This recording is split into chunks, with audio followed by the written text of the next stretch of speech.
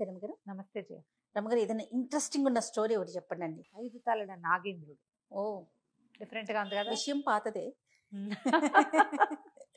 Okay, కొత్త విషయాల మీద కథలు మేము చెప్పలేమమ్మా. అవి మీరు చెప్పాలి. మీరు ఎలాంటి స్టోరీ చెప్పినా ఓకే రమగారు. సరే, అంతే. ఇదివరకట ఒక ఊళ్ళో కిషోర్ అనే ఒక కుర్రాడు ఉండేవాడు.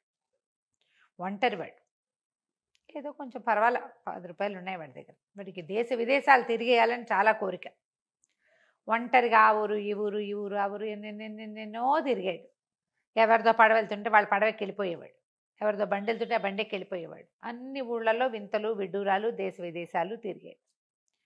కొంతకాలానికి సొంత ఊరు తిరిగి వచ్చాడు. ఓనాడు ఆ ఊరు చివర ఏదో మర్రి చెట్టు దగ్గర ఎవరో ఒక ముసలాయన కూర్చుంటే వీడు ఉబుసిపోక ఇతను కిషోరు నడుచుకుంటూ పోయి ఆ తాత దగ్గర కూర్చున్నాడు. ఎవరో ఏమిట్రా నాయన అంటే, నేను దేశ విదేశాలు చూశాను తాత, అవి చూసా ఇది చూసా, ఆ ఊళ్ళో అది ఉంటుంది, ఈ దేశంలో ఇది ఉంటుంది, ఫలానా దేశంలో ముత్యాలు చెట్లకే కాస్తాయి, ఇటువంటివి కబుర్లు ఏవో చెప్పాడు. చెప్పేసరికి ఆయన అన్నాడు, ఇది ఇక్కడ చూడటానికి ఏముందిరా నాయన, మన లోకంలో మనం ఎన్నైనా చూస్తాం. భూమికి పైన 7 లోకాలు, భూమికి కింద 7 లోకాలు ఉన్నాయి. అధోలోకాలు చూస్తే గొప్ప, మన లోకంలో మనం చూడడానికి ఏముంది? బండి ఎక్కినా వెళ్తావు, బస్సు ఎక్కినా వెళ్తావు, ఏ సముద్రంలోనో వెళ్తావు, నడిచి వెళ్ళినా ఏదో ఒక వింత విడ్డూరం కనపడుతుంది కదా, అంతేగా లోక సహజంగా. అనేసరికి వీడికి అసనిఘాతంగా తగిలింది అది. ఏమిటి చూసిన దానికి ఏమి లేదా విలువ, చూడండి ఏదో ఒకటి ఉందని చెప్తున్నాడు తాత, చూద్దాం అనుకున్నాడు. అధోలోకాలకి ఎలా వెళ్ళాలి? భూమి కింద 7 లోకాలు ఉన్నాయి. అతల వితల తలాతల ససాతల పాతాళని ఉన్నాయి మొత్తానికి. అతలము అతల వితల సుతల తలాతల రసాతల పాతాళాల మధ్యలో ఒక పేరు ఎగరగొట్టినట్టున్నాను నేను. మొత్తానికి 7. సరే, ఏమైంది? వాళ్ళని వెళ్ళి అడిగితే భూమికి రంధ్రాలు ఉన్నప్పుడు ఆ రంధ్రంలోంచి వెళ్తే, బిలంలోకి వెళ్తే బిలంలోంచి మనం కింద లోకాల్లోకి వెళ్తామని చెప్పారు. సరే, ఏమైంది? ఈ అబ్బాయి ఏదో ఒక బిలంలో ప్రవేశిస్తుండేవాడు, అది కొంత మటుకు వెళ్ళి ఆగిపోయేది, మళ్ళీ బయటకు వచ్చేవాడు, ఇంకో బిలం చూసేవాడు.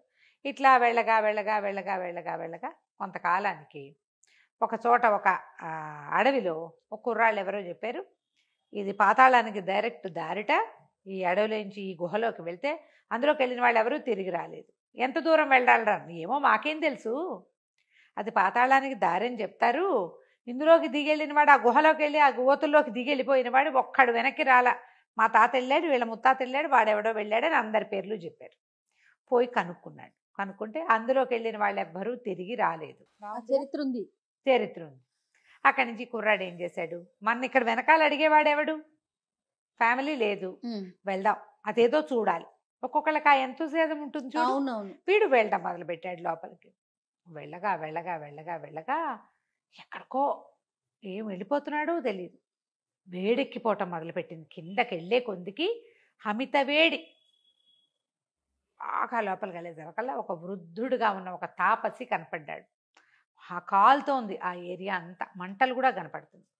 ఎవరా నాయనా నువ్వు అని అడిగేసరికల్లా, బాబు నా పేరు కిషోర్ అండి, నేను ఫలానా ఊరి వాస్తవ్యుణ్ణి, అధోలోకాలు చూడాలి, భూమి కింద ఉన్న లోకాలు చూడాలన్న కోరికతోటి బయలుదేరానండి అన్నాడు. అనేసరికల్లా ఆయన అన్నాడు, ఊరిని నీ తాలూకు ఆసక్తి బాగుందిరా, ఇలా వెళ్తే అధోలోకాలు వస్తాయి, కానీ నువ్వు వెనక్కి తిరిగి రాలేవు సుమి, పైలోకాలకి ప్రవేశం ఉండదు నీకు, వెళ్ళక్కడ ఉండిపోవటమే. అంటే వీడేమన్నాడు, పైకి వెళ్ళి నేనేం చేస్తానంటే చుట్టవా పక్కవా అమ్మ నాన్న ఆస్తా పాస్తా నాకేం లేదు, బాగుంటే అక్కడే ఉండిపోతాను, కానీ చూడాలి ఊరిని అనేసరికల్లా ఆయనకి నవ్వొచ్చింది. సరేరా, మంచిది, ఇలాగే వెళ్ళిపో, అయితే ఇదిగో నా చెప్పులు వేసుకో, నీకు వేడి తెలీదు, దిగి వెళ్తూ ఉండు, నీకు ఒక్కొక్క లోకము కనపడుతుంది అన్నాడు.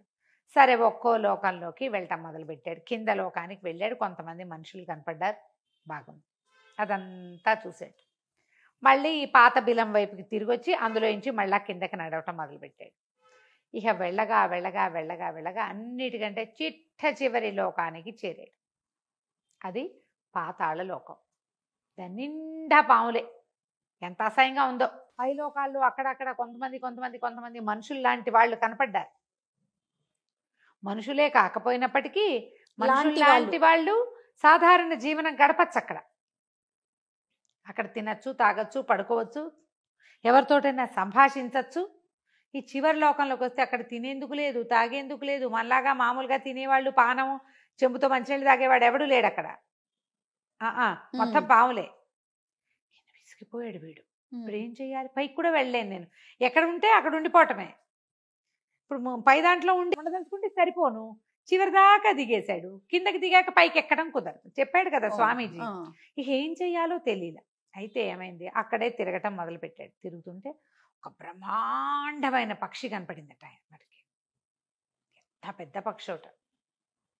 ఆ పక్షిని చూసి వీడు దండం పెట్టాడు.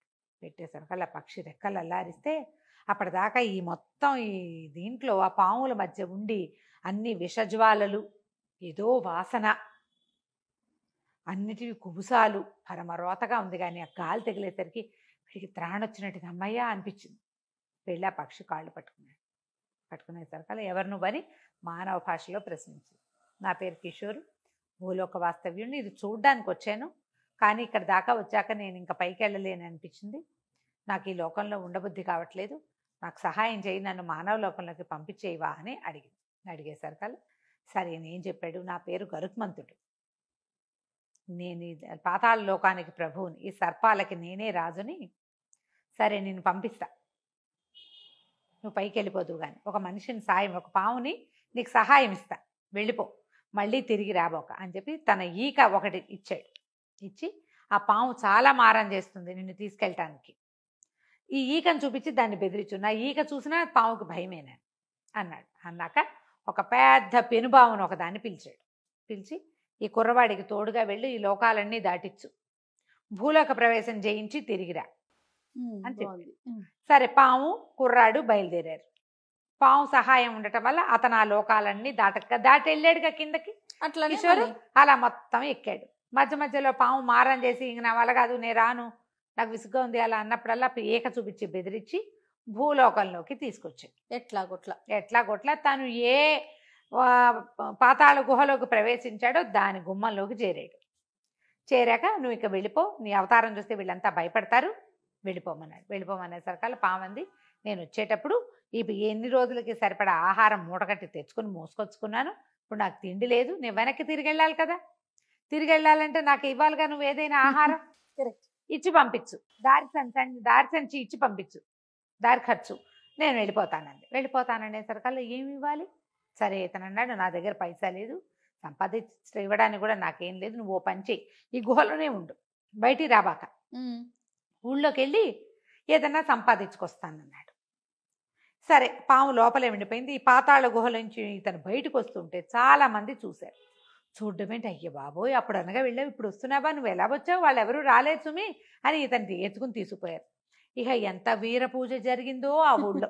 ఇతను ప్రతి లోకంలోనూ ఏముందో, ఏ లోకాలు ఎలా ఉంటాయో, అక్కడ మట్టి ఎట్టా ఉంటుంది, నీళ్ళు ఎట్టా ఉంటాయి, వాళ్ళు ఎట్ట తాగుతారు, ఎట్ట నుంచుంటారు అన్నీ చెప్పుకొచ్చాడు. ఊళ్ళో వాళ్ళు పెద్ద బ్రహ్మానంద భరితులైపోయారు. ఎంత పూజ చేశారో. ఈ సందట్లో పాము సంగతి మర్చిపోయాడు. ఫుడ్ ఆహారం తీసుకెళ్ళలేదు, వీళ్ళ గోల్లో ఉండిపోయాడు. వాళ్ళంతా ఇతనికో ఇల్లు వాకిలి ఏర్పరిచారు, శుభ్రంగా రోజుకొకళ్ళు భోజనం మర్చిపోయాడు. మరి రోజులే.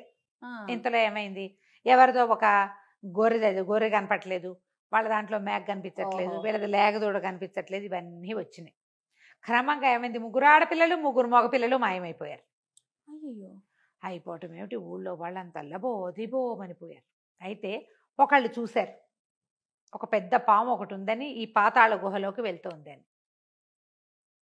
సరే అందరూ బయలుదేరారు. మొత్తం యువకులు వాళ్ళు వీళ్ళు చాలా మంది కత్తులు కటార్లు పుచ్చుకుని దాన్ని చంపేయటానికి పిల్లల్ని మింగేసింది అనుకున్నారు. పెనుబాము కనపడితే మింగేస్తాయి కదా ఈ కొండసిల్వలు లాంటివి. సరే అందరూ అక్కడ చేరేసరికి ఇతను అన్నాడు, మీరందరు ఇక్కడ ఉండి నేను లోపలికి వెళ్ళి మాట్లాడతా, నేను ఇందులో ఇచ్చే కదా వచ్చాను అనేసరికి వీళ్ళంతా ఒప్పుకున్నారు. ఆయుధం ఇవ్వబోయారు. నాకు ఏ ఆయుధం వద్దని లోపలికి వెళ్తే కిషోర్ వచ్చావా, ఎన్ని రోజులైంది నువ్వు వచ్చి అంటుంది పాము. అనేసరికల్లా నువ్వు ఇంత పని చేస్తావా, నీ దారి నువ్వు పొమ్మంటే నువ్వు తిండన్నావు, నువ్వు తిండి నేను తాలేపోయాను అనుకో, అంత మాత్రం చేత ఇంత పని చేస్తావా, మీ లోకానికి ఎంత చెడ్డ పేరు, నాకెంత చెడ్డ పేరు, ఇట్లాంటి పని చేసావు, ఏదో గొర్రెతో మేకతో సరిపెట్టుకోకుండా పిల్లల్ని కూడా మింగేసావంటే, పిల్లల్ని మింగటం ఏంటి, పిల్లలు ఇక్కడే ఉన్నారు అని లోపలి తీసుకెళ్ళింది పాము. తీసుకెళ్తే 3 ఆడపిల్లలు 3 మగపిల్లలు హాయిగా ఉయ్యాలూతూ ఆడుకుంటున్నారు లోపల కూర్చుని.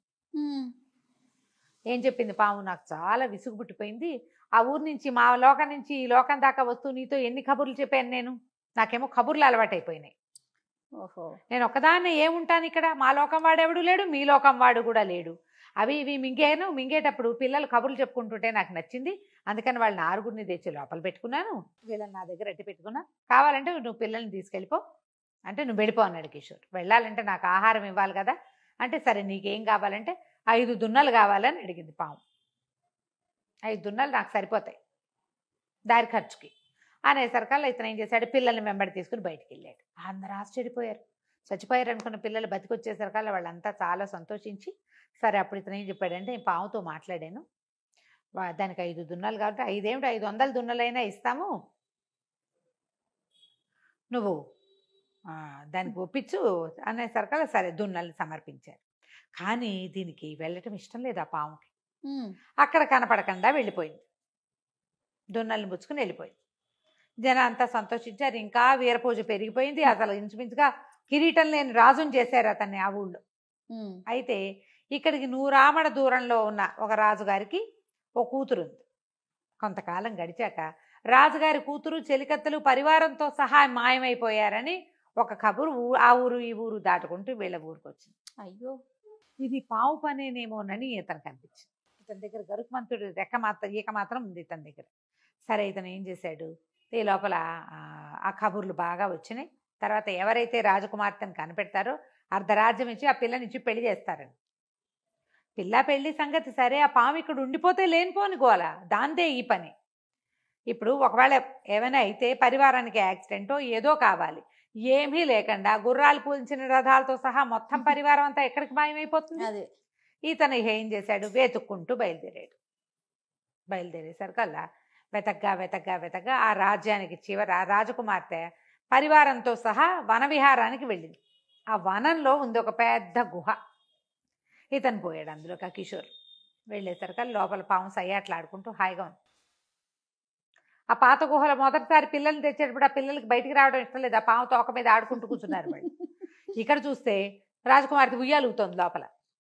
తను తెల్లబోయాడు, ఏమిటి ఇట్టా చేసావు అని. నేనేం చేయను కిషోర్, నాకేమో మనుషులు కావాలి, చాలా కబుర్లు కావాలి, నేను రాజకుమార్తెను ఏం చేయాలి, పిల్ల రవ్వలాంటి పిల్ల, చక్కగా పెళ్లి చేసుకో, ఆ అమ్మాయి నుంచి పెళ్లి చేస్తాన్నారు, అప్పుడప్పుడు వస్తుండు మీ ఆవిడతో సహా, నేను ఇక్కడే ఉంటాను, నేను వెళ్ళను అనేసరికల్లా ఇతను చాలా కేకలేశాను, ఇట్లా చేయకూడదు, చాలా ఇబ్బంది, ఇట్లా చేయటానికి వీల్లేదు అనేసరికల్లా నేనేం చేయను, నాకు కబుర్లు కావాలి. ఈ పిల్లని తెచ్చానా, పిల్ల ఎంచక్కా పాడుతుంది అనుకున్నావు, అది చక్కగా పాడుతుంది, నాట్యం చేస్తుంది, పరివారం అంతా ఉన్నారు, వాళ్ళే తిండి గిండి అన్నీ పట్టుకొచ్చి వండి పెడతారు పిల్లకి, పిల్ల కబుర్లు చెప్తుంది, వాళ్ళంతా కూడా కబుర్లు చెప్తారు, అందరూ కలిసి కూర్చొని మాట్లాడుకుంటున్నాం, నేను చాలా సంతోషంగా ఉన్నాను, చుట్టలు చుట్టుకుని నుంచుంది పాము. సరే ఇతను విసిగిపోయాడు, నువ్వు వెళ్తావా వెళ్ళవా అనేసరికల్లా అయితే సర్పం ఉంది, సరే నేను ఎవరిని తేకూడదు అంతే కదా, సరే నువ్వు ఒక పని చేయి, నీ దగ్గర గరుత్మంతుడు ఈక ఉంది కదా, ఆ ఈకతో నా పడగ పక్క నుంచి 2 వైపులా గీరు, 2 తలలు వస్తాయి, నాకు 2 తలలు మొలుస్తాయి, ఆ 2 తలల మీద గీరేవంటే చేరుకో పక్కన ఇంకో 2 తలలు వస్తాయి, 5 తలలు అవుతాయి. హాయిగా నేను ఒక తలతో కబుర్లు చెప్పుకుంటుంటాను, నాలో నేను 5 తలలతో నేను కబుర్లు చెప్పుకుంటాను, నువ్వు పాము తల గీరేసి నన్ను నా 5 తలలను చేసి ఈ రాజకుమార్తెను తీసుకుపోను అనేసరికల్లా ఇతను ఏం చేశాడు, ఆ గరుత్మంతుడు రెక్క తీసి ఈక తీసి ఈక పెట్టి గీసేసరికల్లా ఇట్లా వచ్చేసినాయి 5 తలలు ఆ పాముకి. వచ్చేసరికల్లా సరే వాళ్ళంతా సంతోషించారు. రాకుమార్తె ఆ బాయ్ వెళ్ళొస్తానని మామూలుగా చెప్పి వెళ్ళిపోయింది, మళ్ళీ వస్తాను అని కూడా చెప్పింది పాముతోటి. ఇతను దీనికి 5 తలలు తప్పించి తను అక్కడ వదిలిపెట్టి వెళ్ళాడు. ఆ తర్వాత ఎప్పుడు ఆ సర్పం ఎవరిని పట్టుకెళ్ళలేదు, ఎక్కడికి రాలేదు, ఏమి కబుర్లు చెప్పుకుంటూ కబుర్లు చెప్పుకుంటూ ఉండేది. సరే రాజకుమార్తెని దింపేశాడు, వివాహం అది వద్దన్నాడు, కానీ వాళ్ళు ఒప్పుకోలే, ఏదో పెద్ద బహుమతి చేసి పంపించారు. కిషోర్ వెళ్ళిపోయాడు. కానీ ఆ తర్వాత అతను వినేవాడు, 5 తలల నాగేంద్రుడు కనపడ్డాడని, అతనికి పూజ చేస్తున్నారని కొన్ని ఊళ్ళల్లో. ఆ 5 తలలు కాస్త 11 తలలుగా కనపడ్డాయని ఒకసారి, 1000 తలల నాగేంద్రుడు మాటలు అలాగే కదా పుడతాయి. అవును అవును. ఆ 5 తలల నాగుపాము ఇట్లా ఒక మనిషితోటే వచ్చిందని ఈ కథ. బాగుంది కదా, విచిత్రమైన కథ. చాలా బాగుంది రమ్మ గారు, చాలా చాలా బాగుంది. కథ కంచికి మనం ఇంటికి. రైట్, నమస్తే. నమస్తే.